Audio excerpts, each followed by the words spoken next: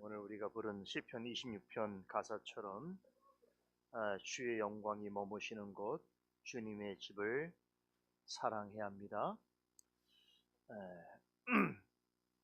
오늘 복되고 거룩한 주일입니다. 주님의 영광이 머무는 주님의 집에서 오늘도 또 잠언 말씀 같이 나누면서 주일 시간을 함께 하도록 하겠습니다. 오늘 말씀은 잠언 12장 17절에서 22절까지 말씀입니다.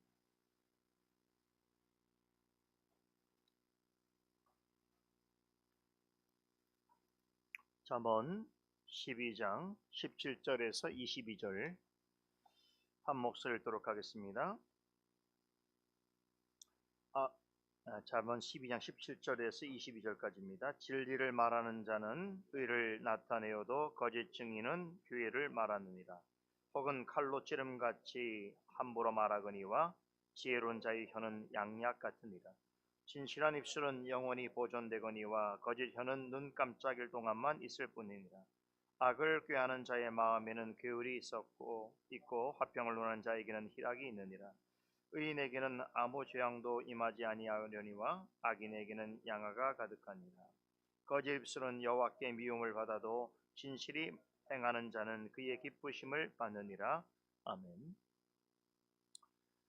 오늘 읽은 본문도 앞서 살펴봤던 내용과 마치 물 흐르듯이 하는 그러한 연관성을 지니고 있습니다. 조금 멀게는 12장 1절에 훈계를 좋아하는 자와 징계를 싫어하는 자라고 하는 편에 대해서 계속되어지는 설명이고, 가깝게는 지난주에 살펴본 15절, 16절에서 언급하고 있는 미련한 자와 슬기로운 자에 관한 해설이기도 합니다. 지금 잠언 기자는 계속해서 하나님 앞에서 지혜로운 자와 어리석은 자가 가진 특징에 대해서 전해주고 있습니다. 자, 그런데 오늘 본문은 전체적으로 말과 관련되어 있습니다.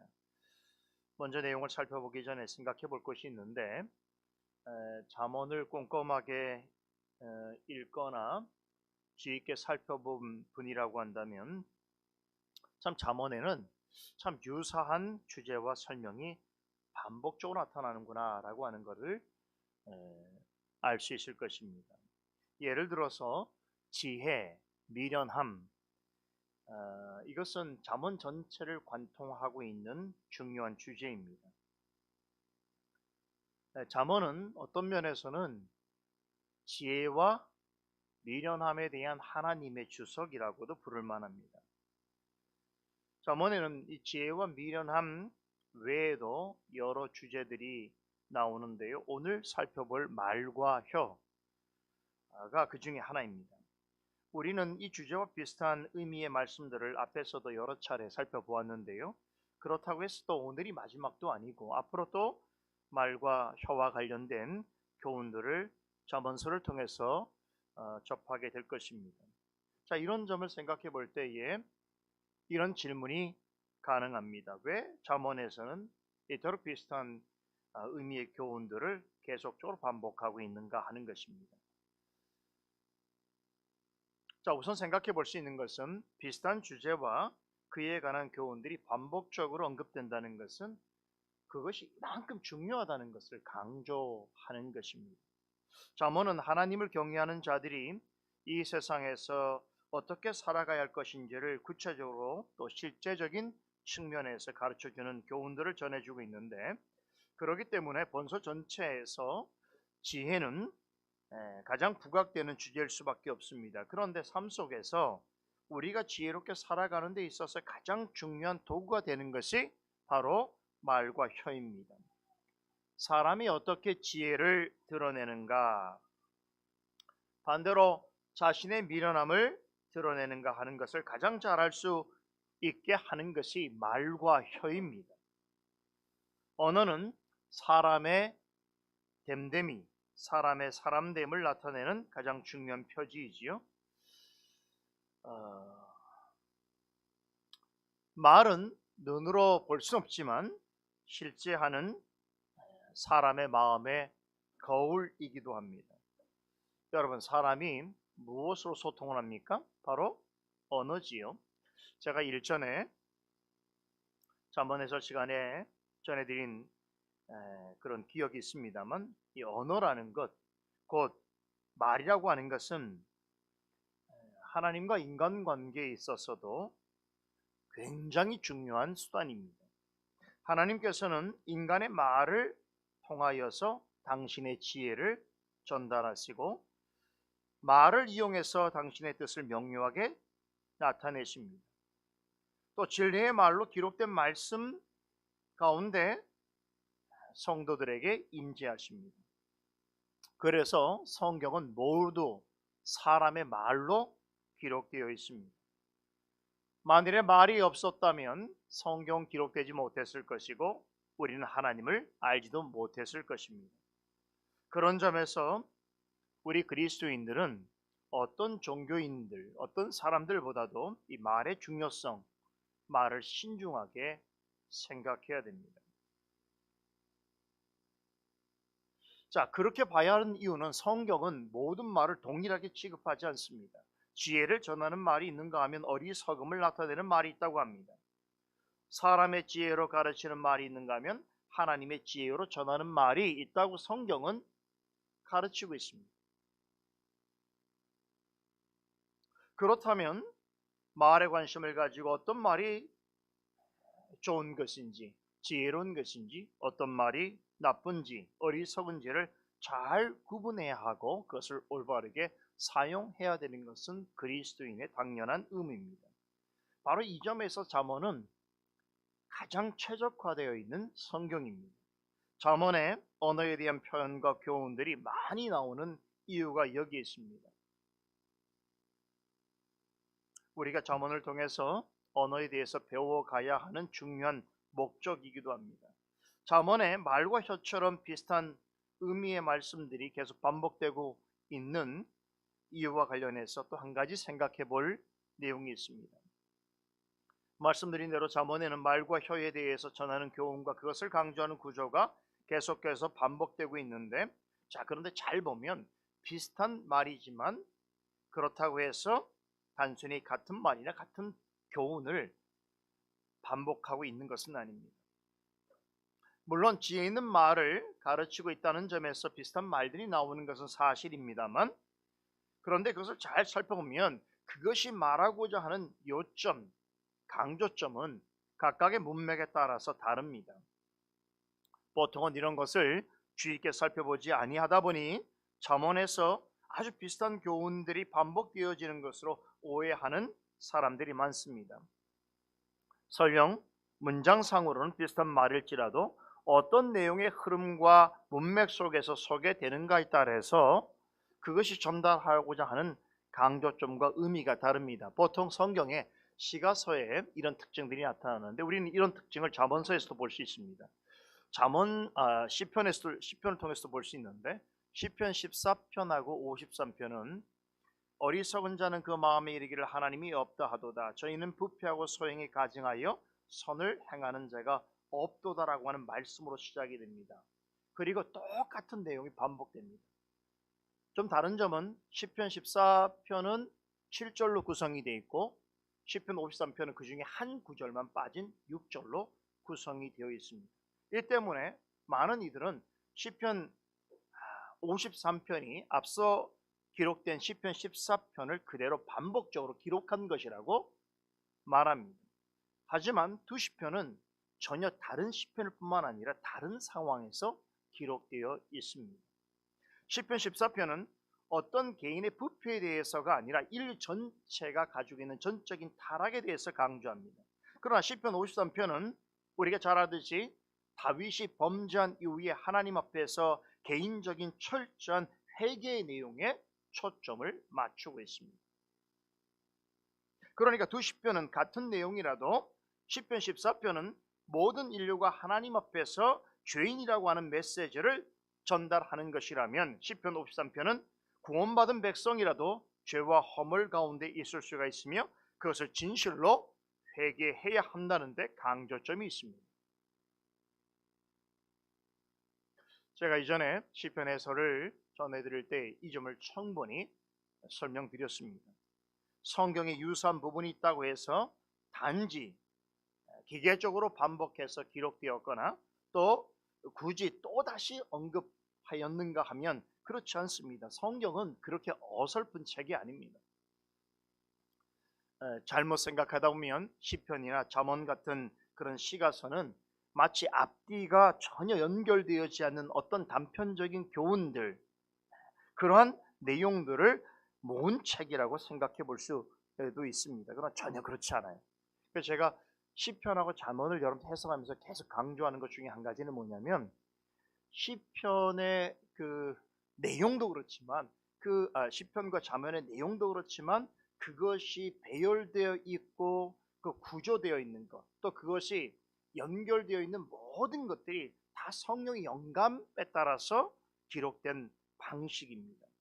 그래서 제가 시편을 말씀드릴 때도 시편의 어떤 한 시편을 별도로 항상 말씀을 드리지 않고 앞뒤의 문맥과 앞뒤의 장을 연결해서 설명드렸고, 지금 잠언을 말씀드릴 때도 잠언의 어떤 구절을 그 구절 하나만 말씀드린 방식이 아니고 잠언 전체의 내용과 구조가 앞뒤와 어떻게 연결되는지를 계속 설명드리는 거예요. 그러니까 이렇게 배열된 방식 자체도 성령의 영감으로 이루어졌다는 사실을 잘 이해하셔야 돼요. 이런 설명은 되게 중요한 거예요. 이런 걸 잘 모르니까 그냥 어떤 말씀만 뽑아다가 자기가 필요한 데 사용하는 거예요. 교회도 안 다니는 사람들이 성경에서 좋은 말 있으면 그거 뽑아다가 식당에 걸어놓고 자기 집에 뭐 유언으로 삼고 뭐 별일을 다 하지 않습니까? 성경 그런 목적으로 주어진 말씀이 아니에요. 그렇죠? 그래서 제가 지난 시간에도 잠언을 말씀하면서 잠언의 문맥의 흐름과 줄거리가 있다는 말씀을 드렸어요. 이 줄거리를 누가 쓰겠습니까? 성령께서 쓰시는 거예요. 그렇죠? 여러분들이 그래서 본문 내용을 아는 것만큼이나 이 잠언이 갖고 있는 전체적인 그 서술의 특징을 이해하는 것이 굉장히 중요하기 때문에, 다시 한번 오늘 이 말에 관한 언급은 사실 이전에 나왔고 앞으로 나올 것이기 때문에 혹여나 여러분들이 그런 오해나 또 지루함을 가질 수 있기 때문에 다시 한번 말씀을 드렸고요. 이 점을 염두하면서 오늘 본문을 살펴보도록 하겠습니다. 말씀드린 대로 본문 교훈 전체 교훈은 이 말과 관련되어 있습니다. 즉 언어에 관한 것이지요. 17절은 하나님 앞에서 말과 관련해서 지혜로운 자와 미련한 자를 진리를 말하는 자와 거짓 증거를 하는 자로 대조해서 표현하고 있습니다. 여러분, 상적인 거 아닙니까? 진리를 말하는 거 좋은 거 아니겠어요? 거짓말하는 거 좋다고 말하는 사람들은 없지요. 더군다나 적어도 어떤 공개적인 석상에서 그렇게 말하는 사람은 없지요. 학교에서도 선생님들이 다 그렇게 가르치지 않습니까? 참말을 해야 되고 거짓말 하지 말라는 그런 얘기하는. 그런데 이 잠언은 누구나 이렇게 생각할 만한 일반적인 교훈을 지금 가르치려고 하는 게 아닙니다. 그죠?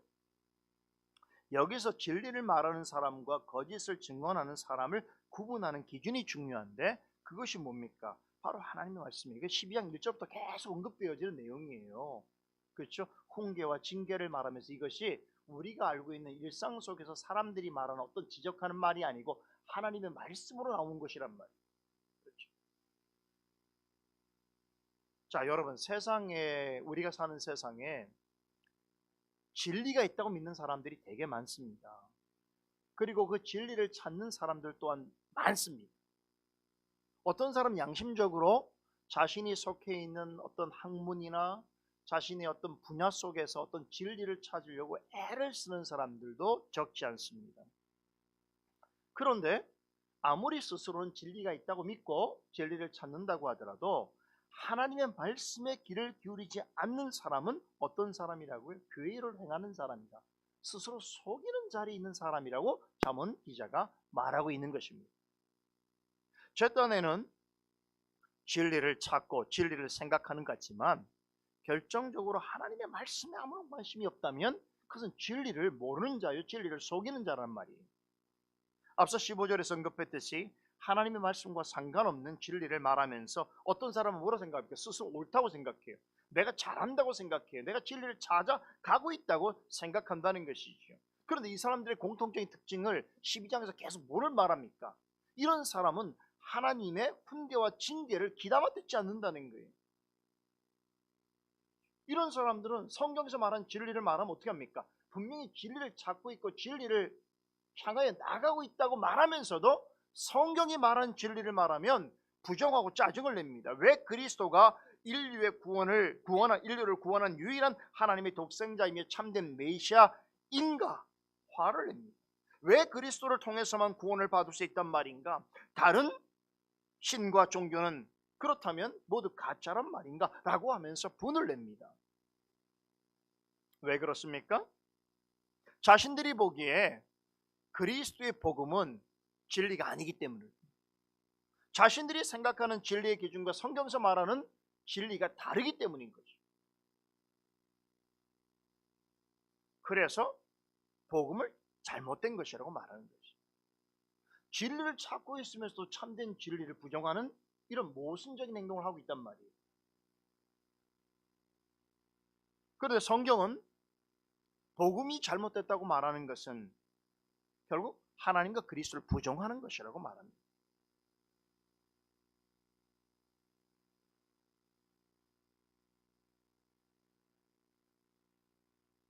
오늘 우리 사도행전 강수를 통해서 이 점을 확실하게 알 수 있습니다. 다시 한번 제가 오늘 강조할 거예요. 여러분, 복음을 찾고 메시아를 구하면서도 그리스도의 복음을 부정하고 사도 바울이 전한 이 예수가 그리스도라는 사실을 인정하지 않는 사람은 결국은 진리를 속이는 자고 하나님을 대적하는 자입니다.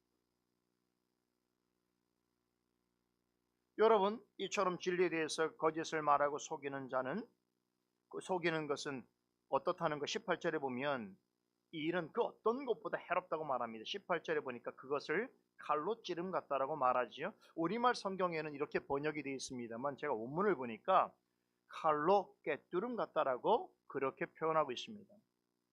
여러분, 뭐 상상만 해도 좀 무서운 일인데 아주 날카로운 칼이 있지 않습니까? 그 칼날이 사람의 몸과 심장을 관통해서 지나가는 것을 말하는 것입니다.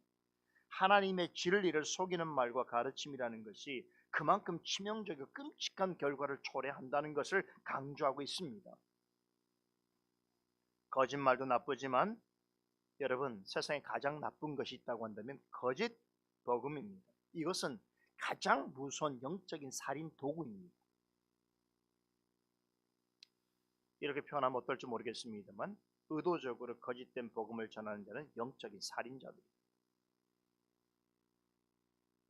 마태복음 10장 28절에 예수님께서 몸은 죽여도 영혼은 능히 죽이지 못하는 자들을 두려워하지 말고 오직 몸과 영혼을 능히 지옥에 멸하시는 자를 두려워하라라고 말씀하시지요.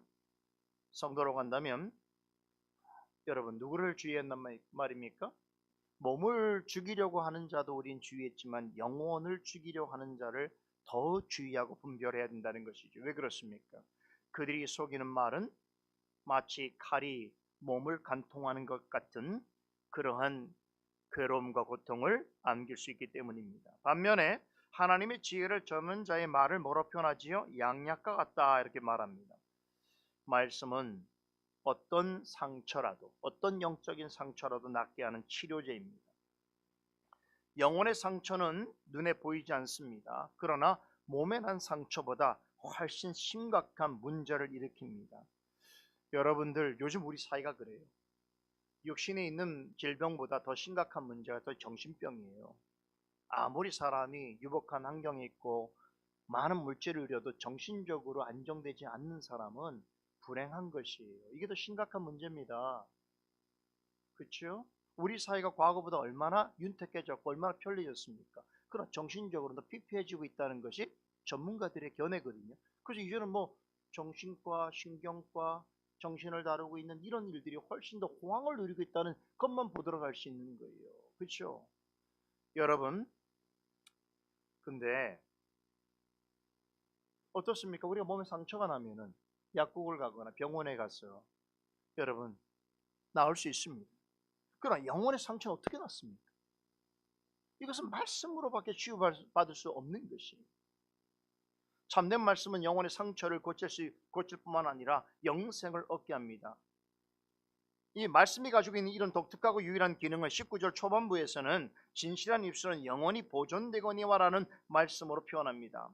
참으로 진실되게 전하는 하나님의 말씀은 듣는 사람의 영혼을 치유하는 데 멈추지 않고 고침받은 영혼이 영원토록 보존될 수 있게 한다는 것이 얼마나 놀랍습니까?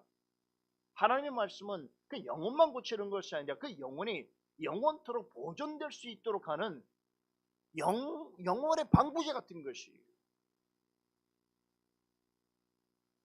그에 비해서 거짓말을 하는 자의 말은 어떨까? 19절 하반절에 보면 거짓 저는 눈 깜짝일 동안에만 있을 뿐이라고 합니다. 여러분 여기서 눈 깜짝일 동안 있다라고 하는 말에 주목해 보시기 바랍니다. 이게 뭘 말하는 것일까? 눈 깜짝할 동안이라고 하는 건 이 세상을 사는 동안을 말하는 것이. 세상을 사는 동안 거짓말을 하고 거짓 복음을 전하더라도 어떤 경우에 이 땅에서 후한 대접을 받을 수 있고 많은 사람이 따를 수도 있고 많은 성취를 누릴 수도 있습니다. 지금 우리가 주변에 보지 않습니까? 심지어는 우리가 보기엔 뻔한 거짓말인데도 불구하고 그 뻔한 거짓말을 하는 사람이 영화를 누리는 걸 우리 눈으로 지금 보고 있어요. 그죠? 참 많은 사람들에게 세상 사는 게 참 어렵고도 쉽다는 걸 요즘 배우게 돼요. 그죠? 뻔한 거짓말을 하는 사람들인데 추종자들이 많아요. 그를 좋아하는 사람들이 많단 말이에요. 희한한 것 같지만 사실 그게 세상에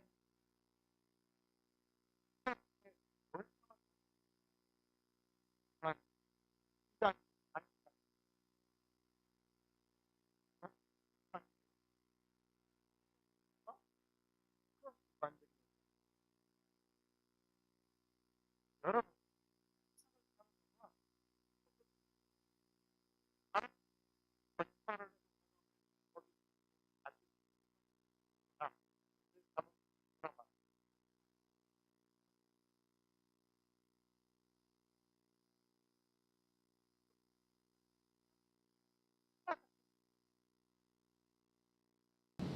참 이 찰나 같은 순간에 얻는 쾌락과 욕망과 권세, 자리를 얻기 위해서 저렇게 좀 거짓되게 살아가는 사람들을 보면 하나님의 시간 앞에서 정말 눈 깜짝이. 그러나 참된 말씀은 영원히 변함없이 있게 되는 것이지요. 그래서 거짓을 전하는 사람들의 말과 또 거짓 진리는 지금은 잠시 동안 있는 것처럼 안개처럼 곧 사라져버릴 것이라는 것입니다. 거짓으로 이룬 성취와 영광은 하나님 앞에 서게 되는 날 그것들은 모두 물처럼 변할 것입니다. 그리고 하나님의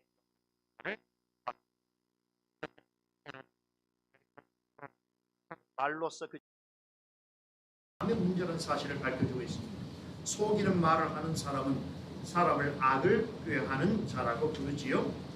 여러분, 악한 말을 한다는 것은 마음의 문제라는 거예요. 그 마음이 악으로 물들어 있기 때문이라는 것이에요. 사람이 하나님의 말씀보다 자신의 생각을 더 중요하게 여기고 하나님 앞에서 자신을 더 높이고 진리의 말씀에 대해서 분을 내고 하는 것은 결국 무엇을 나타내 주는 것입니까? 그 마음이 악하다는 것의 증거입니다. 마음이 약한 곧 마음의 거짓과 속 같은 사람과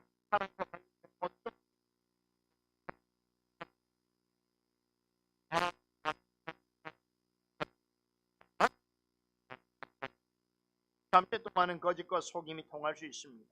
하나님의 말씀을 거부하고 하나님을 대적하는데 아무런 문제가 없어 보일 수도 있습니다. 그럼에도 세상에서 편하고 만족스럽게 성공적이고 변형하는 삶을 살아가는 것처럼 보일 수 있습니다. 그러나 그것이 좋은 일이 아니라는 거예요. 잠언 기자 뭐라고 말합니까? 그것은 눈 깜짝할 동안만 있는 일이어서 마치 낭떠러지를 마지막 날에 그들의 삶은 준비된 하나님, 그들은 상상과 정말 그들이 세상에 모든 즐겁고 행복한 영광에 시로 결코 피할 수 없는 영원한 재앙이 그들에게 몰려올 것입니다. 그 이유를 22절은 거짓 입술은 여호와께 미움을 받을 것이기 때문이라고 전합니다. 그래서 미움이라고 하는 것은 단순한 감정적인 미움이 아닙니다. 하나님께서 그 행위를 가증히 여기신다는 뜻입니다. 진리를 속이 말씀을 거부하는 일은 공의로우신 하나님의 증오를 일으키는 악한 행위라는 것. 일에 대해서 반드시 엄연한 하나님께서 심판하신다는 뜻입니다. 전문 기자는 이와 다르게 하나님이 기뻐하시는 사람도 있음을 기억하라고 전합니다. 어떤 사람인가요? 20절에 보면 마음의 화평을 논하는 사람입니다. 우리는 언제나 먼저 화평을 구해야 할 대상이 있습니다. 누굴까요? 하나님. 로마서 14장 7절에 보면 하나님과 화평을 누리는 사람은 그 마음의 의와 평강과 희락을 누리게 된다고 말씀하십니다. 여러분, 하나님과 화평해야 다른 사람과도 화평할 수 있는 거예요. 믿음의 사람은 이건 법칙이에요. 하나님과 화평해야 부부도 화평한 거예요. 하나님과 화평해야 부모 자식 간도 화평하는 거예요. 하나님과의 화평이 깨지면 다른 모든 그런데 하나님과 화평을 어떻게 됩니까? 하나님 어떤 존재인지를 깨달아야 합니다. 주인임을 인정해야 됩니다. 자신의 지식과 능력과 실력으로는 결코 구원을 얻을 수 없다는 사실을 철저하게 자각해야 합니다. 그러므로 겸손히 하나님께 나아와 그분을 의지하고 그분의 말씀에 따라 살아가려 애를 써야 하는 것입니다. 그런 사람에게는 결코 어떤 재앙도 임하지 않을 거라고 지혜자는 전해주고 있습니다. 세상에서 사는 동안에는 하나님의 보호하심과 인도하심 가운데 있을 것이며 마지막 심판날에는 영광스럽고 영원한 구원을 얻게 될 것이라는 사실을 기억하신 바랍니다. 22절 하반절에 그 이유를 밝힙니다. 진실로 행하는 자는 그의 기뻐하심을 받느니라. 이 굉장한 말씀입니다. 본문대로 번역을 하면 이런 뜻입니다. 하나님 앞에서 진실히 행하는 자는 그분의 즐거움이다. 이 뜻입니다.